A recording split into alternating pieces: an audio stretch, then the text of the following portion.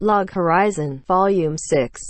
Chapter 2. Cracked Wing Audio Source, WuxaWorldAudiobook.com. Just give in, okay? Fu, you just need to entrust your body to me. I won't do anything bad to you, alright? Mary, you are acting like a perverted old man. Awa. Akatsuki was sitting at the edge of the couch, glancing at the chaos in the room. This was a beautiful meeting room. The peach-colored wallpaper was brand new and the decor was filled with grace and feminine elegance. The coffee table along with the luxurious tea set and the ladies in the room created a gorgeous atmosphere. The host, Rainisia, maintained her usual smile with a hint of uneasiness. That was natural. The clothes Marielle wanted her to wear was a nurse uniform. Even Akatsuki thought it was too adventurous. This dress is a bit small for me. Rainisia shook her head like a trembling rabbit. Wrong move, Akatsuki thought. Marielle replied, don't worry. Our seamstress tailored it perfectly for you. As she moved in to capture Rainisia, this roundabout way of declaring Marielle would not work. If it was Henrietta, that would be even worse. Akatsuki shook her head even thinking about it. Like this? This way, not this way. Yeah, Mary, I told you not to use this action. Wah. Sarah stood beside them at a loss. She obediently followed Marielle's instruction of bring me that hairband over there, even while being flustered, making the hierarchical relationship in Crescent Moon Alliance clear. Aren't you going to rescue her? The female adventurer sitting opposite Akatsuki holding an elegant tea set was Rize. She was a sorcerer and D with a head of blonde hair. Akatsuki heard that this beautiful lady with a slender body was the captain of the Trancor. Akatsuki shook her head in response to Rize's query. She had some experience with this situation. Akatsuki was in Rainisia's position not too long ago, suffering these antics frequently. Although most of the attacks came from Henrietta, it was not much different from the current situation. The number of victims would double if she moved in now. Akatsuki needed to protect herself. The point was this room had been transformed into the dress-up room of Crescent Moon Alliance demons. Is that so? Rize dropped her gaze to her red tea without any hint of accusation. Akatsuki picked up the red bean bun on the plate and took a small bite. It was sweet and savory, one of the perks of this mission. But Akatsuki thought calling this chaotic tea party a mission sounded weird. She was here on Shiro's request after all. It might be just a small errand, but Akatsuki thought of it as her bond with Shiro. Akatsuki would continue to take part in these tea parties for the following month. It was just Akatsuki in the beginning. She drank her tea in awkward silence under the suspicious gaze of Rainisia and left after 15 minutes. About a week later, Marielle joined in. She came alone sometimes, other times she would bring some friends from Crescent Moon Alliance along. Following that, Rize, who was drinking tea in front of her, and ladies from several other guilds also started to frequent this tea party. To be honest, Akatsuki was not motivated to do this. She was familiar with the girls of Crescent Moon Alliance like Marielle, Henrietta, and Sarah, but it was hard to sit with the members of other guilds. Akatsuki thought that they must be disappointed at her for being unable to hold a conversation. Surprisingly, apart from the members of Crescent Moon Alliance, the only one Akatsuki could speak comfortably with was Rainisia. There were about 15 female adventurers who had shown up to this tea party. Although Marielle attended frequently, it was only 2 or 3 times a week. Each participant had their own responsibilities in their respective guilds. The most consistent participant who visited daily was Akatsuki, although she was only doing it to keep her promise with Shiro. Whoa, your skin is beautiful, as expected of the princess. Akatsuki-san. Help me. Wah. Non. I will be gentle. However, seeing each other frequently didn't mean that they were now friends. They had only progressed to the stage where they could chat idly. It was troubling when Rainisia hinted to Akatsuki that she should save her. Mainly because Akatsuki was also prey in this game. Akatsuki shrank her body, thinking that she would be able to survive this ordeal if she could make herself smaller, but her interesting actions caught the attention of Henrietta. "Akatsuki-chan, why are you curling up like a ball?" Akatsuki jumped, startled, and began denying in a panic, making Henrietta smile. But she did not press on further today. She was probably satisfied just by teasing Akatsuki. The exhausted Rainija walked to Akatsuki's side to seek refuge. Even after being toyed with for so long, she was still sitting elegantly with her knees closed. She was wearing her usual expression, but her eyes were dead tired. Akatsuki poured tea into Rainija's cup. She knew how exhausted Rainija must be. The mastermind, Marielle, took new costumes from her bag of holding and lined them up with the help of Sarah. The scariest thing was the swimming costume that was part of the lineup. Marielle didn't even care that it was the middle of winter now. Akatsuki felt sorry for Rainija. Rainija was a very beautiful girl.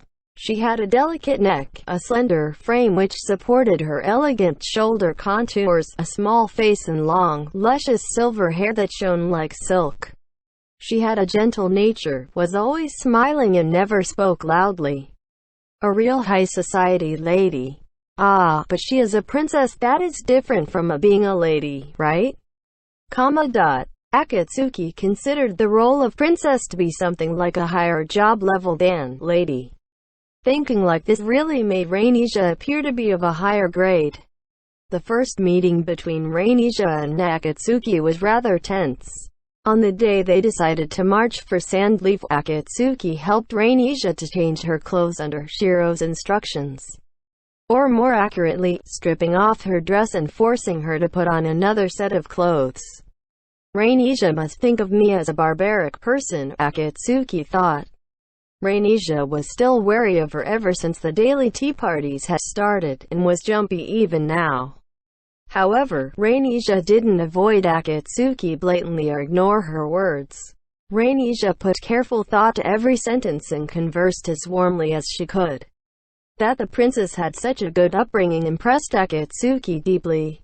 Her memory was good and she could comprehend topics after talking about them just once.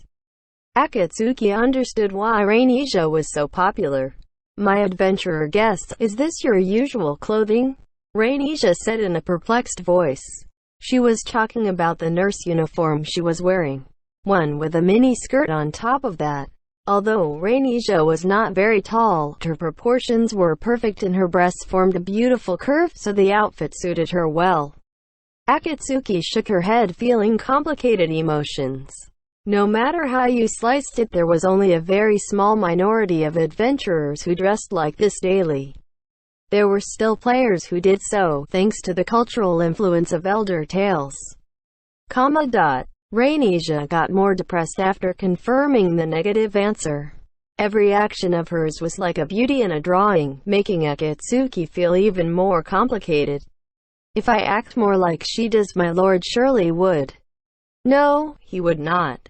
Akatsuki thought. Rainija did not have the body of an adventurer or the ability of an assassin. There was no way for her to be Shiro's bodyguard. Akatsuki was unwilling to give that up.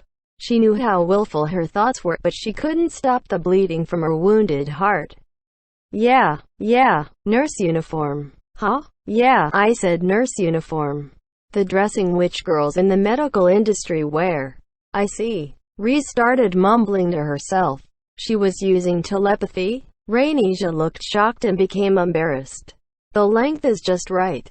It is about 15 centimeters above the knee. Rainija had also noticed the gaze of the others as she pulled on the skirt of her nurse uniform.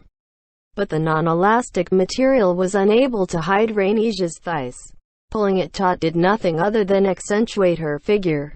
Rainija looked at Akatsuki with pleading eyes, asking her to help me, as she said, Akatsuki was not sure what to do either. Although Riz was elegant and polite, she pulled such pranks from time to time. Akatsuki grunted softly at Riz and gave her a reproaching look. Riz laughed merrily as she fidgeted with her ears and said, "It's a joke, the telepathy was just an act."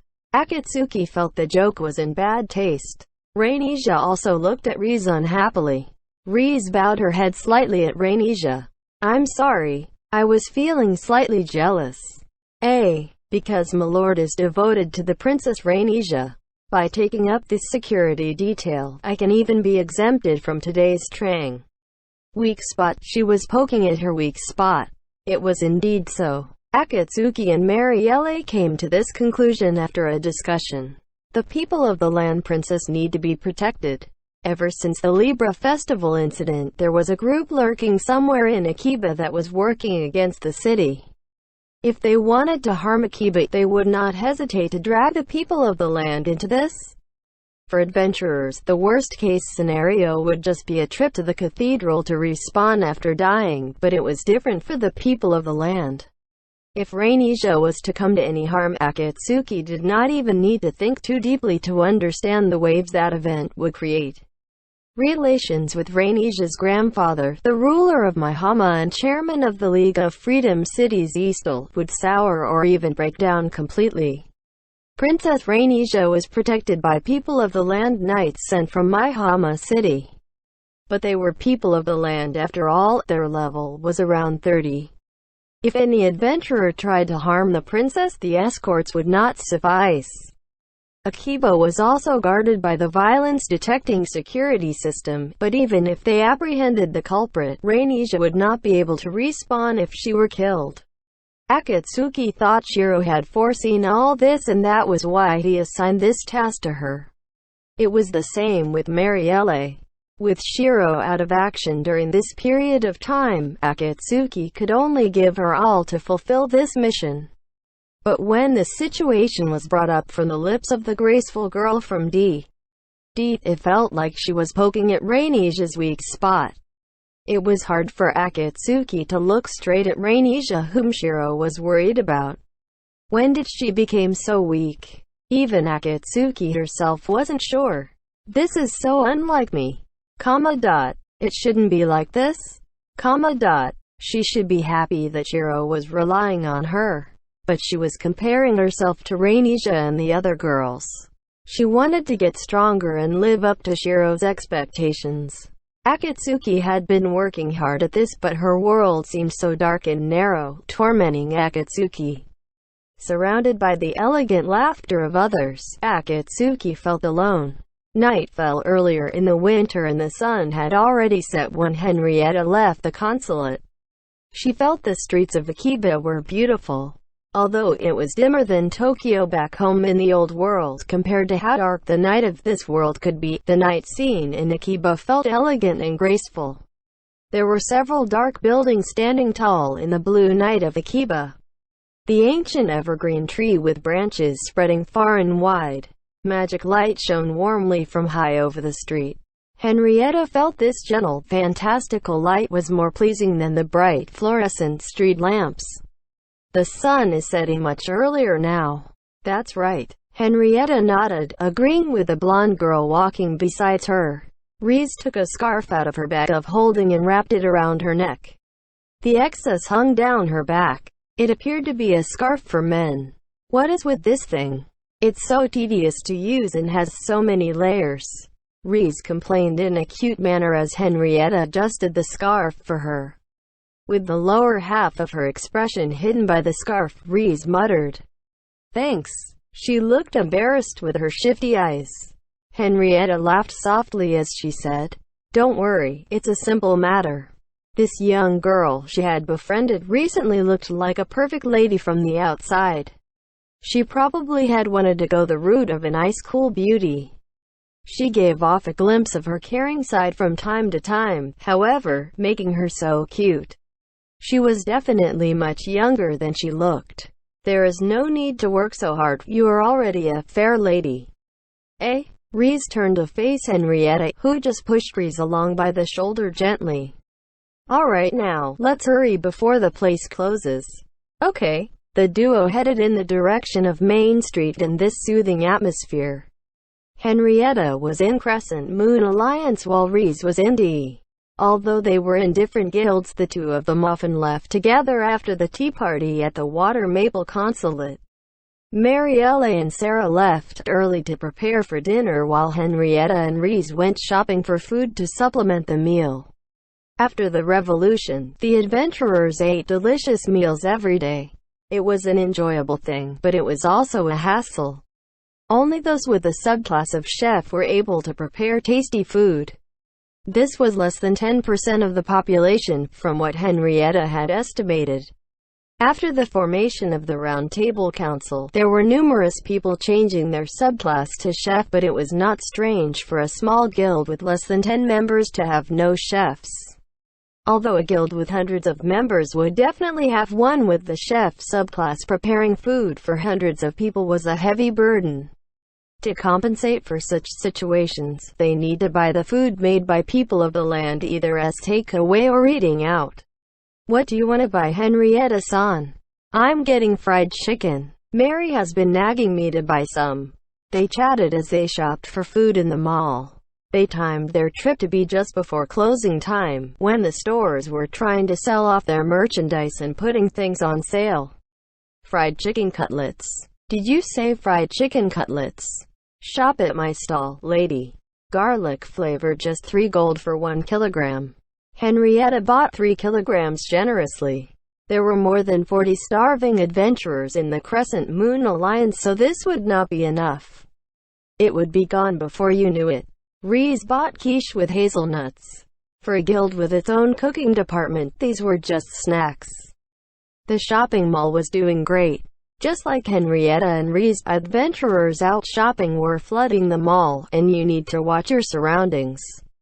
Especially with the adventurers returning from their battles who were still wearing armor or holding their staves. People required more space to move around than in the old world. After finishing their shopping trip and squeezing their way out of the mall, Henrietta's memory of the tea party became hazy. Just walking in the mall was a tiring task. She just wanted to go back to her guild, even if it were just 1 second faster.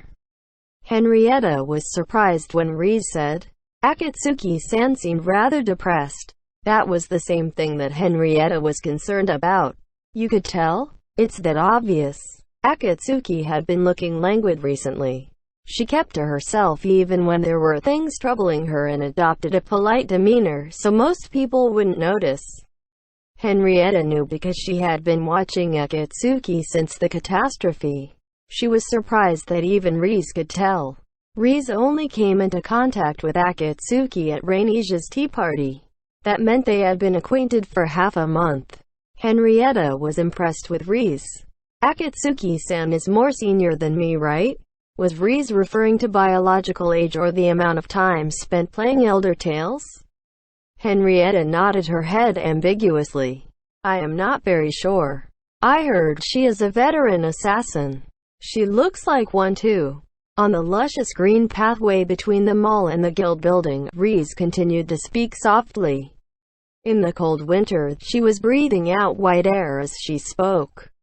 She came to observe D's Trang once. No, maybe more than once. The only time I sensed her was just that one time. But she watched our Trang for 4 hours. Is that so? Henrietta could only answer this way. She could guess what Akatsuki was troubled about. But to stare at the Trang of a major guild for hours, how did this petite young girl really feel? It must be really heartbreaking, Henrietta imagined, but she was unable to say she understood Akatsuki's pain. Henrietta had no experience in major raids. She was a normal adventurer. She was not a top-ranked adventurer when Elder Tales had been just a game. We thought it was someone who wanted to join our guild. Although it sounds wrong for me to say this, D is a great guild. It is a good environment to be in if you want to join in major raids. And we were working hard to make it so. Although the members are idiots. They start acting like children when we encounter battles. Wrong, they're kids. Kids who are more childish than real children. Just like a bunch of Americans rushing to a barbecue, they're like kids running to fight in a raid. That's why I thought she wanted to join us. I don't think so. Correct. I found that out pretty quickly. Reese stared at the ground and nodded when Henrietta corrected her. Anyway, I reported this to Milord. There were some who thought she was a spy, but the reply was to ignore her. He is okay with her observing our train unconditionally. She calmly stepped on a fallen leaf, leaving her boot mark on it, and continued. Some of the proud kids in our guild aren't happy about this. Although it is not something to worry about, my lord gave me a new assignment shortly after this. Henrietta sighed as she looked at the proud blonde girl who was a little bit shy. Having a crush on Krusty was pretty rash, right? She sympathized with Reese by just recalling the man who made difficult demands with a nonchalant expression. But it was the same for Akatsuki, who had a thing for Shiro. Compared to them, Henrietta was much more reserved. Although thinking about Shiro stirred her heart a little, it was still within an understandable range. In this world with little entertainment, seeing Shiro being intimate with Akatsuki or enjoying his time with Minori, she didn't feel any pain in her heart. Rather, it was more like an affirmation of happiness. Henrietta held on to her one-sided love from a safe distance. But with her being satisfied so easily, Henrietta had no right to criticize the efforts of Reese and Akatsuki. The way Krusty-sama put it, he owes a lot to Shiro-san. That's why he gave permission for Akatsuki-san to observe. If she opted to join us, it would be a good deal, but soliciting Akatsuki-san was prohibited. Reese stopped the topic since she didn't know how Henrietta felt about this. Is that so? Such an arrangement was definitely possible, Henrietta thought. Shiro probably didn't know about Krusty's thoughtful actions. She didn't get whether guys were dense towards such things or just preferred to go in a roundabout manner.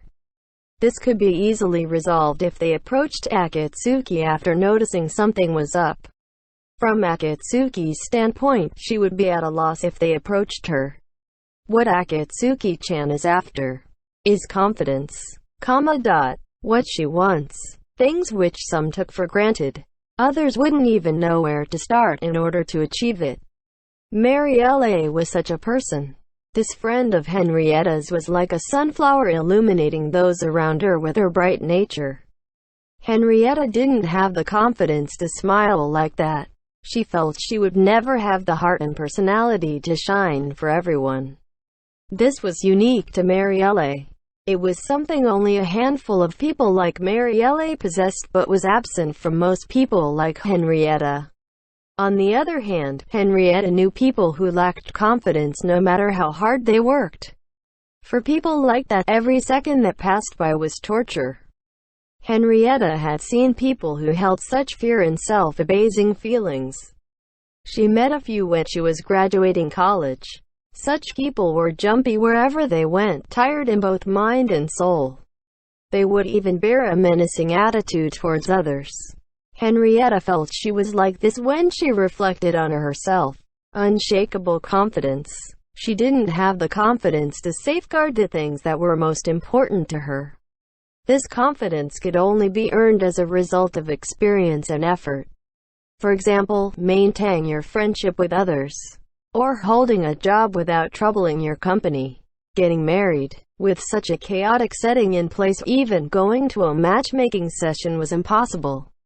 But worrying about the love life of your friends while being the accountant of a guild was a pretty good way to kill time. Becoming the hero who would bring everyone back home would not fall on her.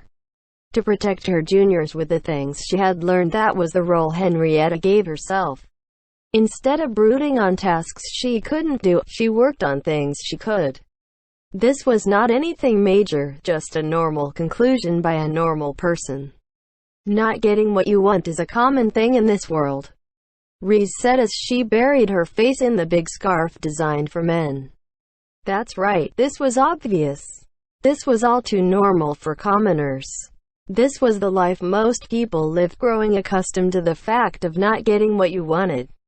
Henrietta was used to it. It was probably the same for Reese. But that didn't mean there were no complaints. They were used to not getting what they want, and there was nothing they could do about it. That didn't mean they could accept this fact so simply. It stopped you in your tracks. It was impossible to go on without adjusting to this, but going with the flow made you nothing but a walking corpse. Henrietta thought Akatsuki was shing brilliantly. This foolish girl was weak. It was a weakness which Henrietta thought of as part of growing up, a weakness of getting hurt easily. It was a weakness but also an asset. Henrietta also knew this weakness was tormenting Akatsuki. Henrietta did not wish for her beloved Akatsuki to suffer this pain. Unfortunately, she thought it was impossible for her to help. She didn't know where to start and was aware that this was not something others could help with. Henrietta reflected about herself. She was not sure how she became like this in the first place. The only thing we can do is stay by her side. That's true. Reese probably knew this too and answered curtly. That pitch-black Kuro-sama is really... Henrietta let out a big sigh without Reese noticing. With his close ally in a bind, what was that incredibly smart youth doing right now? The Shiro who was able to see through any scheme seemed to be blind when facing this type of situation. Or maybe, this had nothing to do with his eyesight, he might just be wearing binoculars he couldn't remove. Henrietta, who was thinking about slightly rude things, smiled bitterly. She wanted to treat Akatsuki better. Let's bring clothes for Akatsuki to dress up tomorrow. The cloud cleared in Henrietta's heart when she thought about this. She browsed through the catalog in her mind. This was all for Akatsuki's sake, she convinced herself. This was just another peaceful indigo night in Akiba. On this very same night, a group of people wanted to change the peaceful night scene with their guts and will. Known as the most glamorous guild in Yamato server. This was the Harem Guild with Girls of Iron Discipline, West Wind Brigade. It had a high ratio of ladies to men, but this didn't mean they were all girls.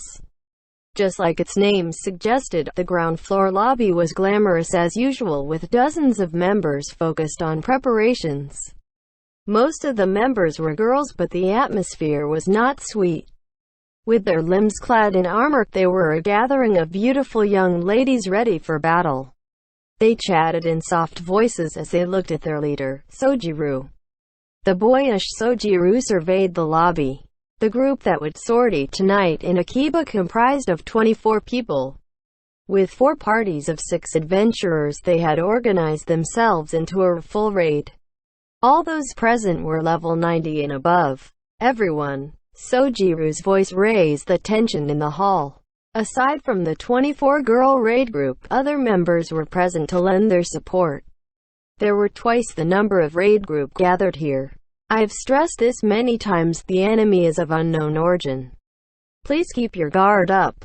He is more powerful than any single one of us, including me. Please don't take him on alone.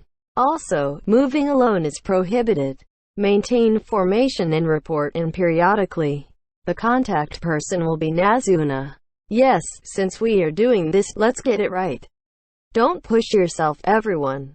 Once you engage the target, assume formation alpha and drag the fight out. We assign 2 healers to each party, so we are lacking in terms of firepower. Don't assume you can accomplish anything with just one party. The mission objective is to report back any sightings and slow him down, okay? Nazuna was wearing loose home clothes as she spoke slowly. If there was a need to be nervous, she could leave the butterflies to the parties who were going out to fight. No problem. She trusted her comrades. The secret to the success of raids by small guilds like the West Wind Brigade, as opposed to major guilds like Black Sword Knights or D.D., lay in their unity and common goals. Right now, West Wind Brigade was fueled by anger in their quest to apprehend the culprit. Nazuna, who bundled her black hair behind her, inspected the members who were moving out. They had made ample preparations in terms of equipment and tactics. Nazuna nodded at the members who promised to stick to the plan.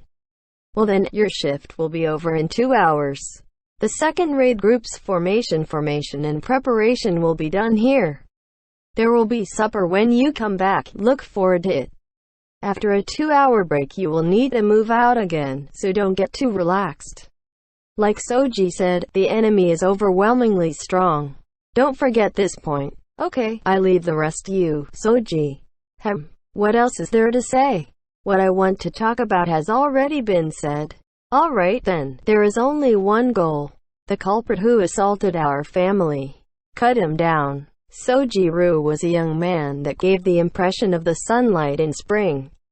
He was smiling at everyone as usual without a hint of panic in his speech, but his words were ice cold, freezing the mood in the hall.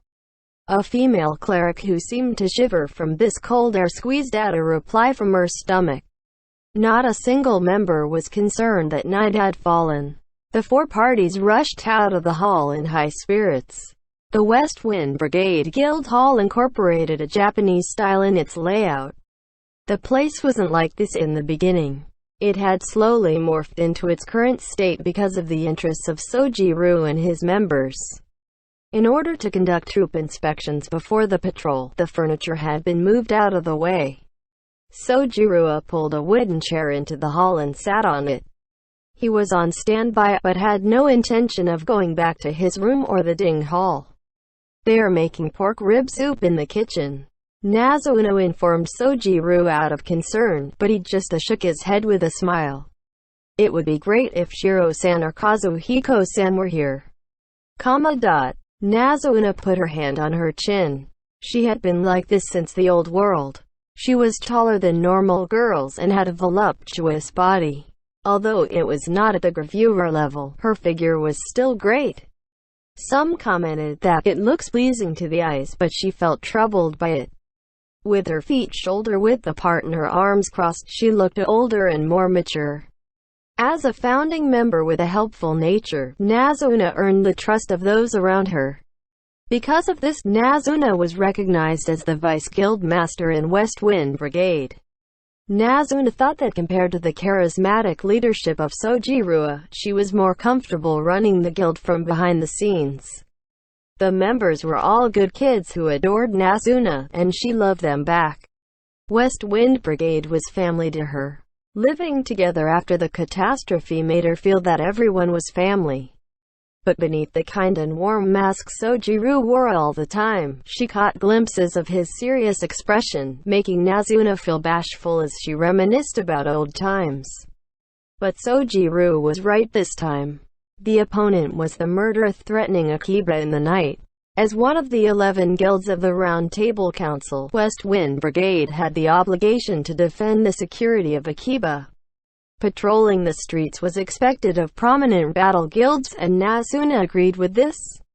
Furthermore, the murderer had laid his hands on a comrade from the West Wind Brigade. Kyoko respawned at the cathedral. She didn't lose much in terms of memory or items. Kyoko feared the murderer, but she could still face him in combat, that was what she said. But an assault was still an assault. The murderer laid his hands on the family of Nazuno and Sojiru. Unforgivable. That's how Nazuno felt. She knew Sojiru shared her wrath. Although Sojiru's judgment could be too direct at times, that was his nature since the Tea Party days. It sounded good when you described it as no hesitation or worries, but on the flip side it meant he was merciless and cruel. Nazuno thought Sojiru was not as warm and gentle as the ladies of Akiba portrayed him to be. No, he might feel like a warm and kind young man, but that was not his true nature. He just happened to act this way. Sojiru was gentle to women. He acted this way to almost all ladies. He was not doing this out of kindness. This was simply the way he was. It was the same with his instructions to take revenge on the murderer who harmed his girl. He didn't do it because he particularly liked Kyoko. He was just this type of young man. This was a principle of sorts. When his mechanical thinking made a decision, even Nazuno could not influence this aspect of him. Nazuno could delay or call off this decision though. She could advise him to link up with Black Sword Knights first, or to leave this issue to the Round Table Council. But Nazuno could not warn Sojiru or guide his growth. The only one who could influence Sojiru at that level was Shiro or Kazuhiko. Because the idea of protecting girls was deeply rooted in Sojiru's thinking, Nazuno's advice was unable to reach him. Sojiru was gentle to girls. This was not just a good point but a bad point they need to correct. Following him to West Wind Brigade, Nazuna could be seen as one of Sojiru's girlfriends. But for Nazuna, she thought of Sojiru as a kid brother. Someone that made her worry and she could not leave alone. For Sojiru to act like a guild master normally and wear this facial expression was just a streak of lucky coincidences. Nazuna wouldn't be surprised if this young man, Sojiru Seta, destroyed himself or his guild somehow. That was just the way Sojiru Seta was. But I love him. I love with all my heart. Nazuna fidgeted with Sojiru's hair subconsciously as she thought. Although she really liked him, there was no mistake in saying this young man was abnormal. He could even rival the murder. That's why he could manage a guild with 90+ girls and even lead them to the top of the competitive rating charts. What is it? Sojiru asked Nazuna with his eyes wide open. He was worried about the silent Nazuna. Nazuna felt troubled as she smiled at him. She couldn't help it because they were family. She would make up for the things that Sojiru lacked and avenge her other family member, Kyoko, who fell under the blade of the murder. The white fog was settling near her feet, even the smell of the wind was becoming gentle. The night seemed as dense as a drop curtain which gradually turned transparent and gentle.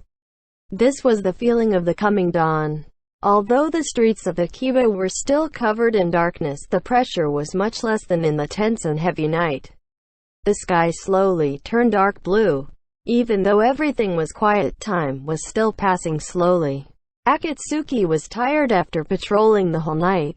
Although adventurers wouldn't get tired just from staying up one night searching for the enemy on high alert, all this while was a heavy burden mentally.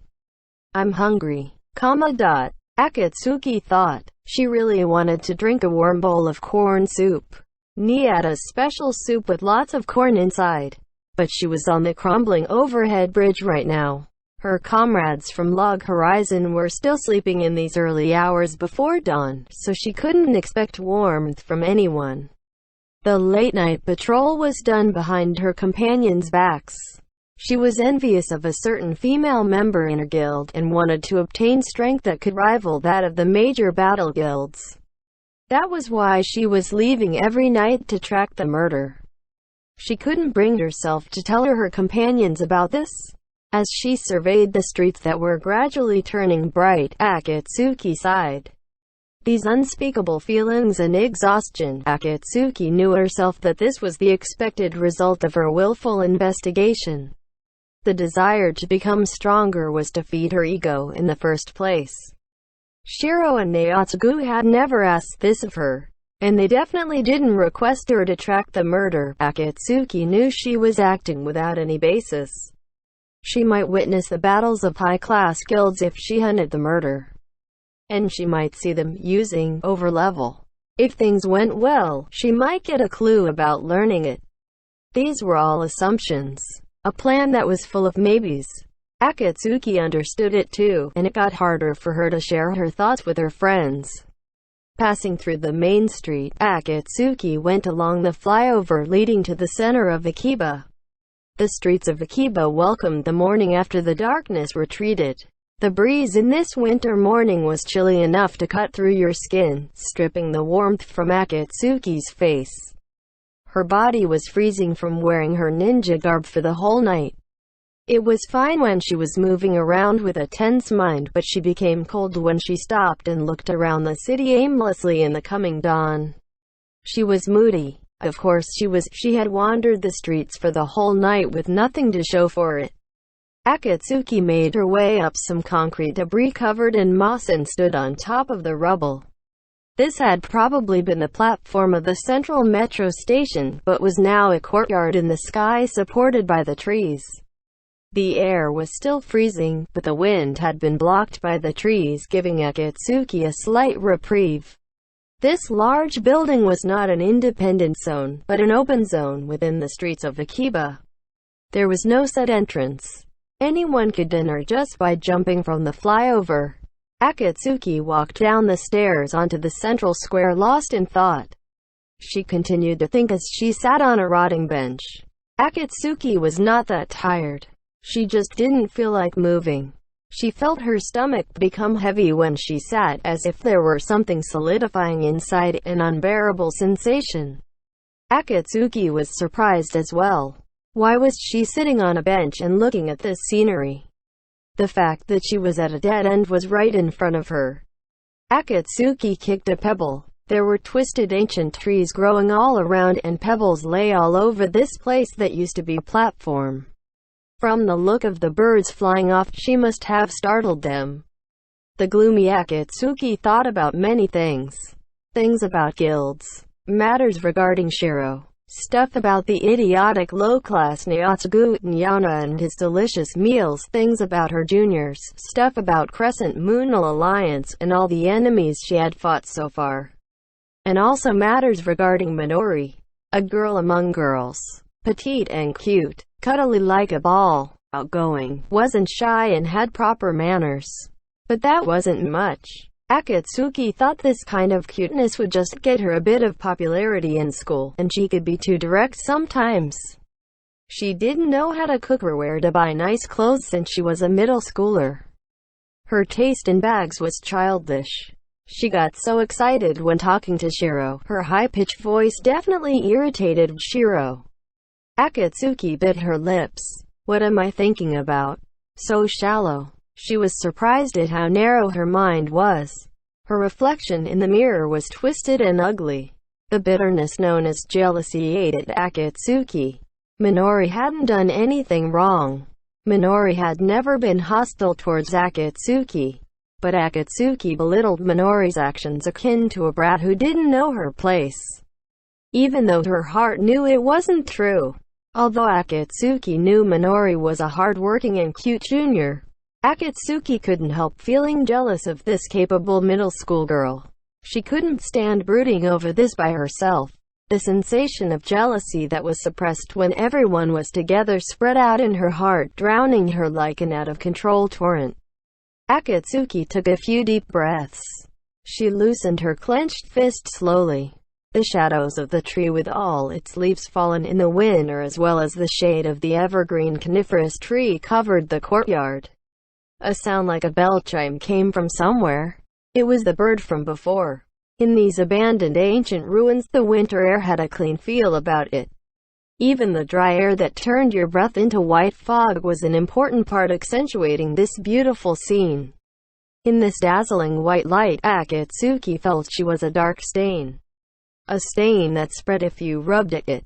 Even the black hair Akatsuki was so proud of became disagreeable when she thought this way.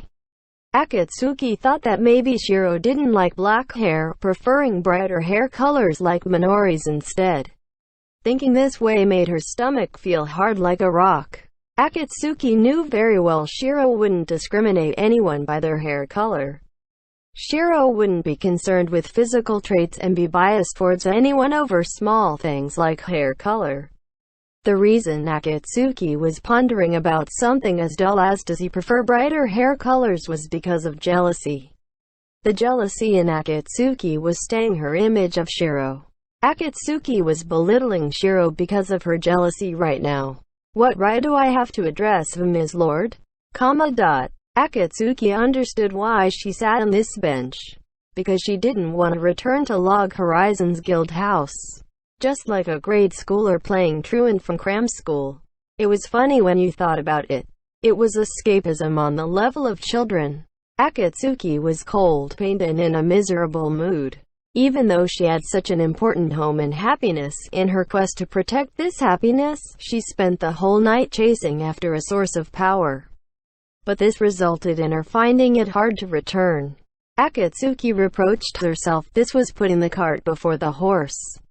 Minori, Toya, and the junior team were out hunting and would be camping out tonight. She wouldn't see them even if she returned now, and she knew Nyanta would welcome her warmly. So all her talk about not wanting to go home was just Akatsuki being temperamental. Akatsuki was aware she was just being proud. But she couldn't let it go. I want to see my lord. Akatsuki thought. This wish seemed to bind her chest tightly. She wanted to see Shiro. Even just for a bit. She wanted to talk to him. She wanted to get close and tug on his cloak. She wanted to pour black rose tea into Shiro's teacup, just like the times when they sat on the couch and looked at the scenery outside the window. When Shiro made complicated faces while reading complicated letters, she tried to imitate his face. But she couldn't fulfill her wish here. She didn't feel qualified to live peacefully by Shiro's side with the pride she was holding on to. If she returned now, she would always be the bonus item that came along with Shiro. Akatsuki thought that was fine too. Staying by Shiro's side, basking in the sun together with him, living as his ninja was also bliss. But that was just self-deception. Being satisfied with just this was just being bashful. Minori had taught her this. A swallow that was unable to fly wouldn't be able to keep up with Shiro one day. There would be no other way but to leave. Her thoughts were similar to before, going round in circles. No matter what, she was just thinking about herself. She hated herself for being so self-centered. There wouldn't be anyone who liked a girl like that. Always thinking about herself and unable to make friends. That's why she couldn't face Shiro now. That was the instruction Shiro gave her. I will stay at an inn today. Akatsuki forced her legs to support her heavy body. She felt drained even though she was not tired. This must be a psychological illusion. The winter breeze blew across these foreign lands without any answers for Akatsuki. Rainesia closed her eyes from the cold. It was obvious that closing her eyes wouldn't relieve the chill. It was rare of her to visit the streets of Akiba like this. Even though she was posted, or exiled, here, Rainesia was still the second daughter of the core when clan which chaired the League of Freedom Cities Eastal, one of the two dukedoms in Yamato. Because of security reasons, she seldom went out. Even if she left, she would be going by carriage, not walking on the streets in casual wear like this. If Marielle from Crescent Moon Alliance hadn't suddenly told her, "Let's eat breakfast outside today," she wouldn't have even left her home. Alicita and her guards would usually oppose her from leaving, but this was Akiba. With a few veteran adventurers by her side, she would be much safer than staying in the Water Maple Consulate. For some reason, Alyssa had speedily made preparations for her to go out, so she was unable to decline. "It's so fluffy. You should wear your hat." And so, Rainesia walked down the streets of Akiba between Marielle and Reese. She was wearing a short coat with soft fur today. In the end, Rainesia was not aware of what she had in her wardrobe. Her maid would choose her clothes and change them several times a day, which was the norm for noble ladies. But because of Rainesia's lack of interest in fashion, it felt extreme. That's just the way she was. And she didn't feel any joy from changing her clothes. If no one bothered her, she was confident of spending the whole year in a one-piece linen dress. Rainesia had gone through education as a noble and understood she needed to dress appropriately according to the time and place. Even though it was a hassle, Rainesia knew her silver hair was rare. Clothes that fit her silver head were hard to find, and unfortunately didn't include pajamas. That's why Rainesia was not sure of what clothing she had. She only had the idea that there were all sorts of dresses inside. The anti-cold equipment for low levels are limited after all. In the group walking together, someone spoke to Rainesia from behind. It was a girl named Mikage. She was also a member of the Tea Party, a friendly and bubbly young girl. "That's right," Rainesia answered simply. Rainesia replied so obediently because Mikage was one of the people she would not go up against. Not because Mikage was an adventurer, but she was a chef who brought all sorts of delicacies when she visited, so Rainesia didn't want to upset her. Rainesia was not too sure, but there seemed to be two sorts of chefs among adventurers. One had a high chef level, but was mediocre as a cook. Another type was a real cook with both skills and chef levels. That's how it was. The chef level was supposed to reflect the skills of cooks, but others would criticize them as waste of talent, or fake chefs, which confounded Rainesia. Even though Rainesia was not familiar with the culture of adventurers, she knew that Mikage was a real chef. The delicacies she brought along all tasted great. Confectionaries that were so fine, desserts similar to gems. Aside from the snacks, the pork miso soup and mushroom rice she brought occasionally were great as well. Mikage described sweets as works of art, while other food was entertainment. Rainesia could only tilt her head in confusion. She felt all her food had a nice and gentle taste. Mikage took off the scarf around Rainesia's neck and hung a strange ornament on it. The little fairy that was always following Mikage tried her best to catch a glimpse. The ornament was a doll of a puppy. It appeared round and lazy, looking cute in Rainesia's eyes. I didn't modify it much, but how is it? Does it feel warmer? Yes, it is very warm. People of the land couldn't make such a small and delicate doll. The best they could do was wood carvings. This was the first time Rainesia was wearing such a decoration. Compared to jewelries and ribbons, Rainesia felt this was closer to the dressing of an adventurer. Pretty. Mikage nodded in agreement. Marielle leaned over from behind and said, "That's great," with a beautiful smile. The Lady Marielle was also a frequent visitor of the Water Maple Consulate. She always brought all sort of clothes, making Rainesia think that she was a fashion designer of some tribe. But after asking around, she found out that Marielle was one of the 11 members of the Round Table Council, one of the governing clan leaders of Akiba. Rainesia was tense in the beginning, but grew accustomed to her. When Rainesia found out that Marielle was from a governing clan, she conversed with her like a lord. But Marielle always treated Rainesia like a dress-up doll, or chatted about idle things in the city or held mini-concerts. Marielle was always cheerful, she liked parties and was always smiling. The first to address Rainesia as Sia-chan was her. Her family called her Racy at home sometimes, but no one addressed her as Sia. Rainesia was troubled in the beginning, but got used to it eventually. The tea party with the female adventurers was now part of Rainesia's daily schedule.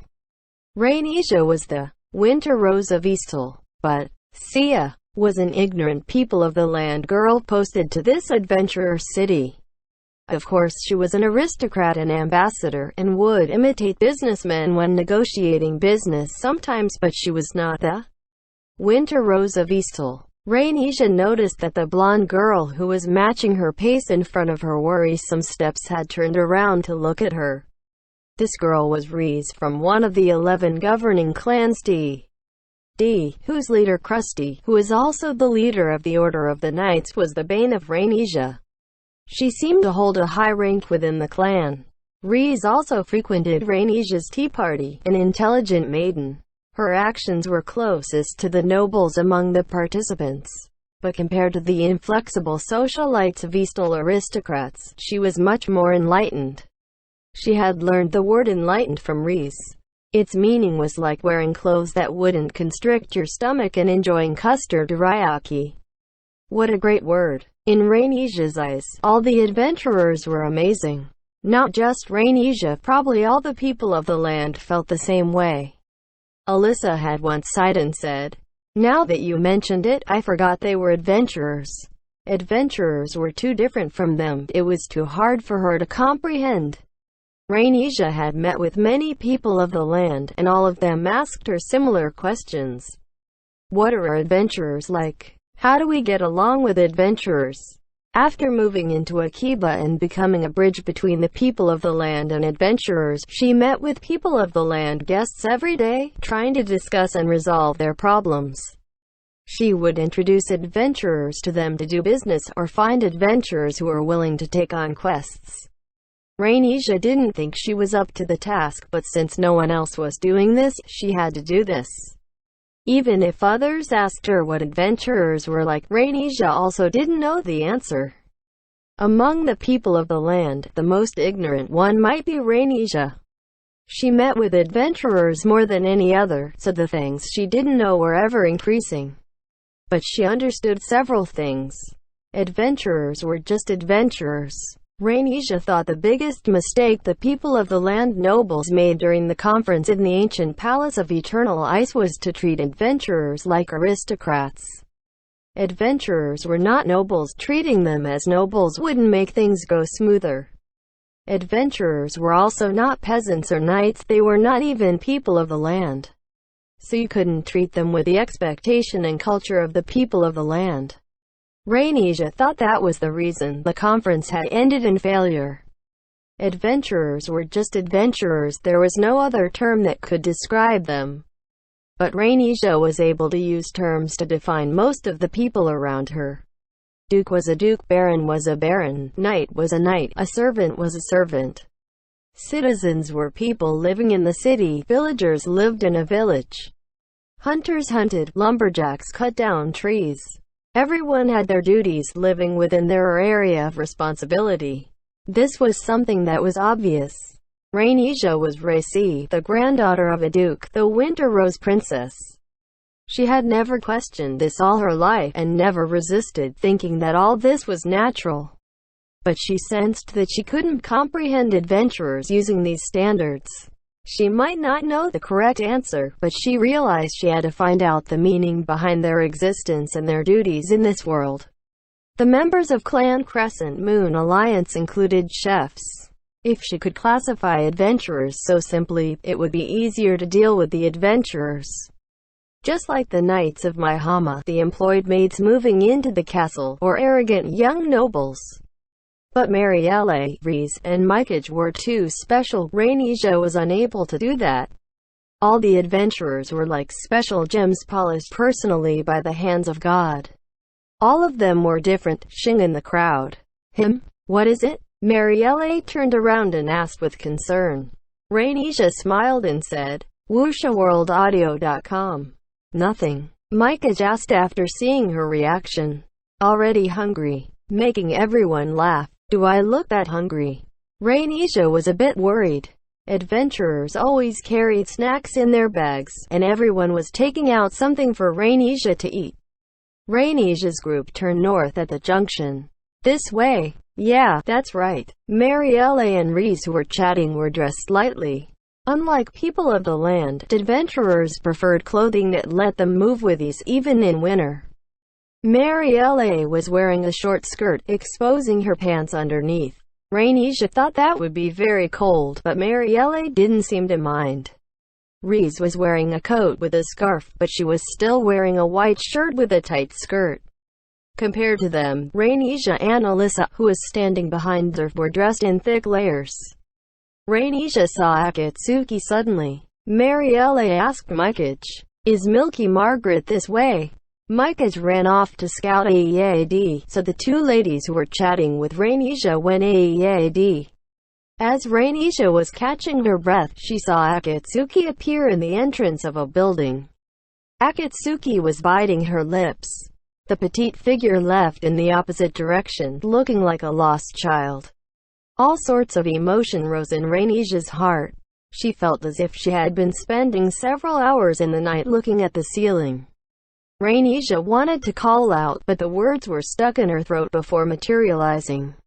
She was not sure what to say. Rhaenyra felt like vines that were shrinking because of the water collected on its leaves. Akatsuki seemed to have lost all her vitality and was dragging a heavy heart. This was a side of her that Rhaenyra had never seen. She looks like a child. That was what Rhaenyra thought. Rhaenyra always thought this black-haired girl to be a short sword made from obsidian, with the beauty of a gem and the strength Rhaenyra could not fathom. Rhaenyra pondered with her brain, which she felt was mediocre, but gave up. Akatsuki was gone anyway, lost in the crowd. Akatsuki didn't notice Rhaenyra and the others, as they passed each other at a distance. At this point, she felt perplexed and stuffy. But this was nothing unusual. Rhaenyra had experienced all sorts of emotions before. Most of the guests were not welcomed by Rhaenyra, but she knew from her youth how it felt like to hide in her blanket and immerse herself in the darkness. She was confident about hiding in her blanket. Rhaenyra shook her head to refresh herself. In the city of Akiba, she was need to be ready to act as a negotiation consultant. She need to change her mood and refresh herself often. "Hey Sia-chan, what were you doing?" "It's this way." This voice made Rhaenyra hurry along with her troubled steps. Princess? Alyssa called out to her mistress. She tried calling for Rainesia since the room was silent, but Rainesia just stayed on her couch, depressed. She was downcast and at a loss, her long silver hair flowing down her round shoulders like a waterfall. This young lady's sorrowful air could make the corporal, whose face was full of scars and who was known as the Orc, encourage her gently. "Don't be so depressed, I will help you." Lady Henrietta had once described her as a puppy caught in the Rhine. It was a dreamy, lonely, melancholic and gloomy figure, the perfect display of a frail and cuddly person. But Alyssa knew very clearly, Rainesia right now was so exhausted she didn't want to move. "Princess Alyssa." Rainesia raised her chin and gazed upwards. The contours of her face were as smooth as a boiled egg, with wet eyes. "Don't misunderstand." Her teary eyes were not because she remembered something sad or was moved emotionally, it was because she was holding back a yawn. "All right, aren't you tired? Your humble servant Alyssa will prepare your bedroom in just a bit. Please wait a moment. Would you like some tea? Maybe dessert?" Alyssa asked her. It had been some time since her lunch with the group of lady adventurers. It was not surprising if she were hungry now. But the princess, named Rainesia because of her metabolism or some other reason, just wouldn't get fat no matter how much she ate. Be it meat or cakes, her skin was smooth like a baby's. She could eat all she wanted without getting fat, which made others envious. After the catastrophe in the Akiba Revolution that followed, all the dishes had wonderful flavors. With half a year gone, the revolution had penetrated deep into the people of the land's society. From the nobles to the peasants, everyone was enjoying this whole new experience. Because of the delicious food, some people might overeat. Most of the people of the land, aristocrats, had gained weight. But Rainesia was the exception and didn't fatten up, making Alyssa feel complicated. Alyssa limited herself to one cake every 3 days, as she didn't have Rainesia's metabolic rate. "No thanks." Rainesia shook her head lightly, leaning exhaustedly on the couch, supporting her face with the back of the couch. If a hot-blooded apprentice knight with a crush on Rainesia were to see her like this, he would definitely have a nosebleed. "Although it doesn't mean anything to me." Alyssa approached Rainesia casually, lifting Rainesia's feet with indoor slippers on and placed them on the couch after bending them at the knees. Rainesia didn't resist as she lay on the couch. For the beautiful princess of Mahama, this was an unladylike pose. If a man happened to see it, they might misunderstand. No matter how she really was on the inside, Rainesia was educated to be a princess, so even her family wouldn't have the chance to see this pose of hers. "I didn't want to see it either." After repositioning Rainesia's feet, Alyssa used a broom to sweep under the coffee table and couch. "Princess, what is it? What did you eat today?" "Cream soup." Was it adventurer style? It seemed to be the meat of flame boars. "It was great. It's so festive recently." "That's right." Alyssa cleaned the room thoroughly while conversing casually with the princess. This room was cleaned daily, so it didn't take too much time. Cleaning was a chore Alyssa had to do as a maid, but there was no need to go to the extent of lifting her mistress's feet onto the couch. Maids who did that to normal nobles would probably be executed. Because Rainesia was a clueless person. Correction, a generous person. That's why Alyssa dared to do that. But there seemed to be a tea party every day. If she finished up now, the maid on duty the next day would have an easier time. There would definitely be female adventurers visiting tomorrow as well. Especially the petite lady Akatsuki, who had dropped by without fail these 10 days. "You look very tired today." "Yeah," Rainesia answered lazily. She must be exhausted. But that was natural. Lady Henrietta and Lady Marielle had been toying with her after all, dressing her up after coming back from breakfast. Alyssa smiled bitterly as she recalled the cries of her mistress begging for mercy. Making sure her mistress was appropriately dressed was Alyssa's duty. Managing Rainesia's wardrobe was also Alyssa's responsibility. Her mistress was very beautiful, so planning her daily dressing was a challenge. For example, after meeting with a certain merchant, She couldn't wear the same thing when meeting the same merchant again, or they would think the women of the dukedom were always wearing the same clothes and look down on them. That's why she had to plan Rhainesia's clothes for morning, noon, and evening. She had to keep a detailed log of the accessories she wore too. That was one of the duties of a maid. For people of the land, aristocrats and merchants, they could just follow the usual protocol. Although it was tedious preparatory work like solving a jigsaw puzzle, it was not much when they thought of it as part of their job. But it was harder when dealing with adventurers, since they had nothing to refer to. If it was a formal audience, they could match the dresses according to the purpose of the audience or the customary protocol. But the tea parties recently were private events, so dressing too formal might upset the adventurers. But even if she could pick any casual clothes, Alyssa was not sure what was the standard for casual among adventurers. The clothes adventurers wore varied too much. Most adventurers differentiated between combat armor and their street clothes, but there were no obvious guidelines. There were some who lived their lives wearing metal armor all day. There was another problem. Alyssa wanted to know the preference and customs of the adventurers, and investigated the dresses and clothes that couldn't really be defined as dresses in Akiba, but the pricing was a mess. The Corwin clan was a grand noble clan, so even if the equipment of adventurers was expensive, they could still afford them. But Alyssa couldn't understand the pricing standard. Two similar silk shirts could have a 50-fold price difference. The store clerk explained that the materials were different. The more Alyssa learned about this, the more surprised she got. A pair of boots made from the leather of a Gorgon, or the breastplate for a woman made from Farinok, were sold by adventurers and stores. They need to hunt high-level mythical beasts to craft such clothes. Even the dukedom with their top-level wealth among the people of the land could not afford to buy all of them. The dressing carnival was actually the result of a discussion between Alyssa and Marielle. Thanks to Marielle assuring her, "Just leave everything to me," and bringing plenty of clothes over, the wardrobe Rhainasia could use for adventurers was expanding. To achieve this, Alyssa did not hesitate in sending her mistress to the dress-up festival. If she didn't do this, Rhainasia wouldn't participate actively. Alyssa thought this was a good dose of medicine for Rhainasia. Alyssa held a lot of respect for Rhainasia. She remembered the brave front Rhainasia put up at the Lord's Conference, making her proud and inclined to applaud her mistress. But Rhainasia was basically lazy and cowardly, a girl with a pillow for head, meaning her brain was full of feathers. But it was hard to say whether she bore this respect when serving Rhainasia. "Well, this is all for Rhainasia-sama sake." Alyssa thought as she spread out the rug. Not just clothes.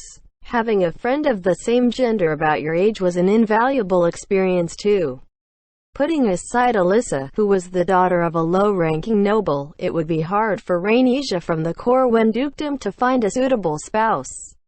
Alyssa reminisced on Rhainasia with her perfect smile in the Palace of Mahama or the ancient Palace of Eternal Ice.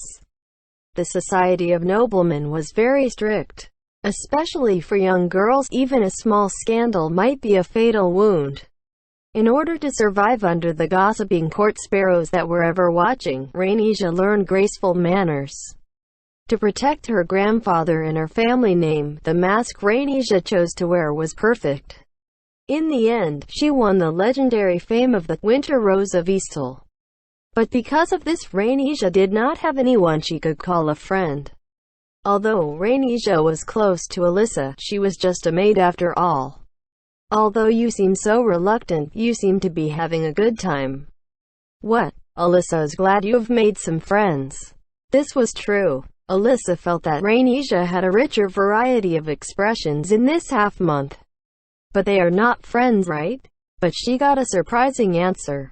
"What are they then?" The princess seemed so happy, although it was troubling at times. "They are adventurers." Facing Alyssa's query, Rhainasia answered without much thought. "This is not an enjoyable chat. Adventurers are different from us. Way too different. All the customs I know don't apply to them. If we can't convey our emotions in the form of words, they won't understand us. That is the only way to converse with them. This was correct. Adventurers held no reservations in terms of social status. They would even invite Alyssa when holding a tea party. Alyssa had gained some knowledge after getting posted to Akiba.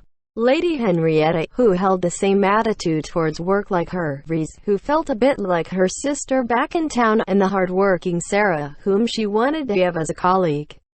But like Rainisha mentioned, there was a big difference between adventurers and the people of the land. There were times when they couldn't come to terms and they couldn't figure out what the other was doing. But that didn't mean they couldn't work together. Alyssa had learned all this from Rainisha herself.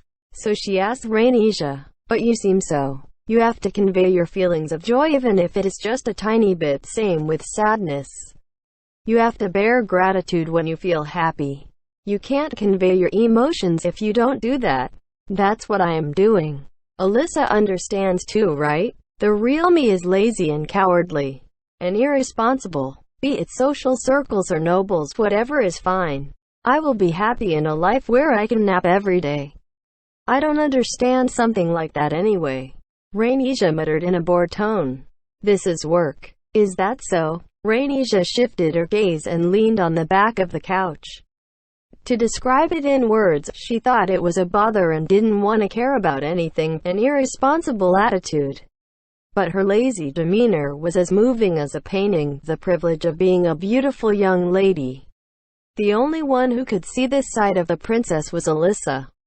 Playing the role of the perfect lady in public, it was the same with all the people of the land, noble women. She showed the forthright side of her before the female adventurers, but she couldn't help sitting properly like a cat ill at ease. This might be the psychological barrier the unfathomable princess put up unconsciously. And there is also that man. Rainisha thought about that bulky young man with sand-colored hair. Rainisha seemed to have opened her heart to that youth. But her inability to lie played a big part. She had no say in this from the very beginning. Was there anything Rainisha wished for? She wanted to convey her joy even if it were just a small happiness. That's how Rainisha put it. But didn't it mean she was happy about it after all? Even though she was so exhausted that she dozed off before dinner, she could get up from bed the next morning without the maids waking her. She picked her dresses carefully as she looked forward to the day. Alyssa felt that she was not treating this as work but as an enjoyable activity with friends. Rainisha was living every day happily after coming to this place filled with adventurers. But Rainisha herself, who was looking out the window at the scenery dyed blue outside, was unaware of this simple fact. Maybe she was avoiding the term friends. Or maybe this was the first time she was experiencing this. Or she had already given up on this aspect of life. Alyssa didn't know. Alyssa felt sad when she thought about this. With her beauty, plenty of compliments, wealth and social status, this young girl seemed to give off the feeling of giving up sometimes. If the courage she displayed at the Lord's conference stemmed from her disillusioned heart, that seemed so sad. Rainisha, who was gazing out the window, looked dreamy and beautiful, with a bored expression on her face. Alyssa sighed seeing her mistress this way. Alyssa wanted to help her mistress, but she knew that advising her normally was futile. Alyssa knew very well that Rainisha's stubbornness was at the same level as her laziness. End chapter.